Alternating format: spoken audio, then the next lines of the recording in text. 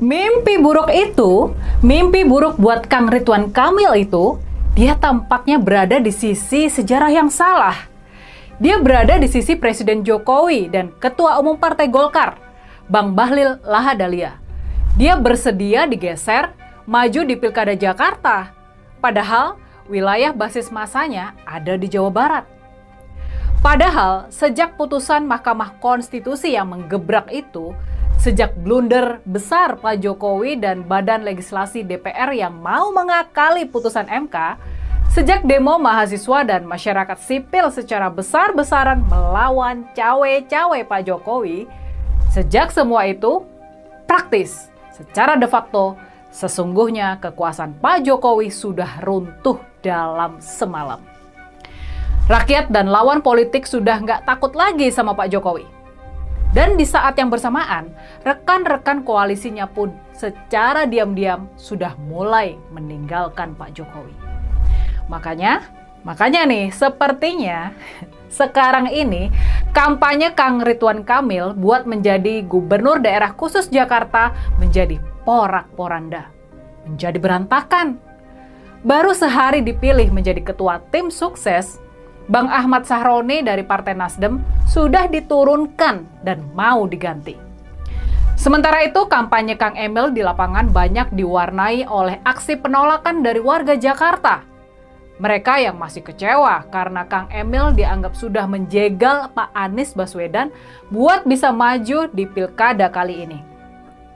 Memang, siapa sangka, tepat 1 bulan yang lalu, siapa sangka kalau keperkasaan Pak Jokowi bakal runtuh dalam semalam.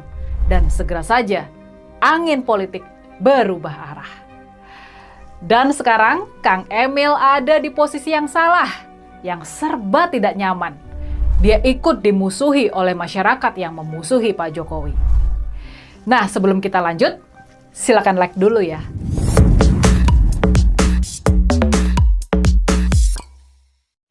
Pemilihan Bang Ahmad Sahroni sebagai ketua tim sukses Kang Ridwan Kamil dan Pak Suswono sudah menunjukkan kalau duet andalan Kim Plus ini tampaknya sudah mulai ditinggalkan. Kenyataan kalau ketua tim sukses bukan berasal dari Partai Gerindra atau paling tidak dari Partai Golkar, dua partai besar di kelompok Kim Plus itu menunjukkan bahwa ada apa-apa di belakang layar kampanye Kang Emil dan Pak Suswono ini. Partai Nasdem bukan partai yang besar, apalagi di Jakarta. Makanya, menempatkan tokoh Partai Nasdem sebagai ketua tim sukses bisa jadi sebuah indikasi kalau Partai Gerindra nggak mau terlibat banyak. Mereka nggak mau jor-joran di Pilkada Jakarta. Walaupun Kang Emil sudah tampak mulai menggeser posisinya, dari yang semula menjadi orangnya Pak Jokowi dan Partai Golkar menjadi orangnya Pak Prabowo, dia mengaku dekat sama Pak Prabowo.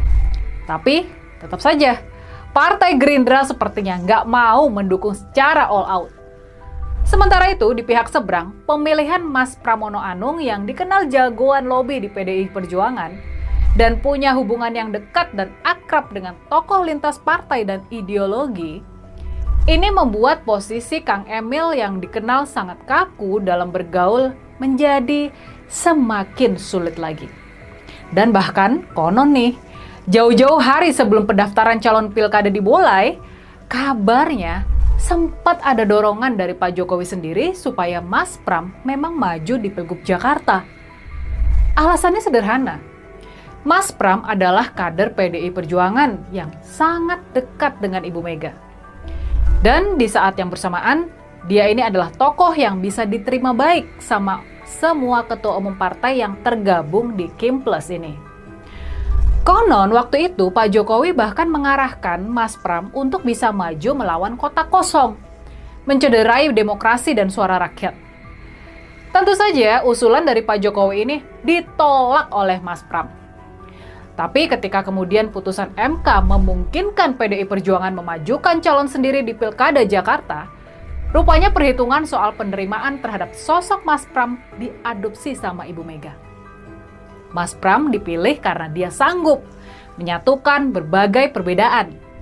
Sementara itu, Bang Dul dipilih sebagai pendamping buat mengkerek cepat popularitas Mas Pram yang memang masih rendah di masyarakat. Kehadiran Mas Pram sebagai lawan membuat tokoh-tokoh Kim Plus menjadi gamang. Mereka merasa harus mengerem diri karena yang dilawan adalah teman juga.